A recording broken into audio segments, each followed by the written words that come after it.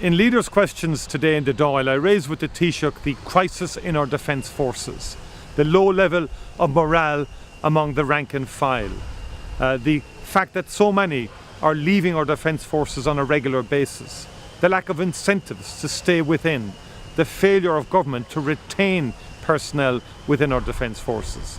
At every level, in the Army, in the Air Corps, in the Navy, we are losing personnel.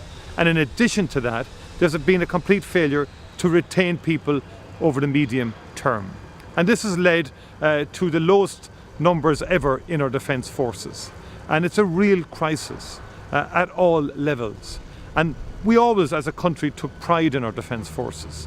And yet the government has been detached, and the Minister for State, Paul Keogh, has really been ineffective in terms of dealing with the issues that has been raised by the defence forces at all levels with government over the last number of years. I put it to the Taoiseach that this is a real crisis and that it goes to the very heart of what it means to be a fully functioning democratic state. It's time for the government to act with urgency, to transform the atmosphere and experience within our defence forces.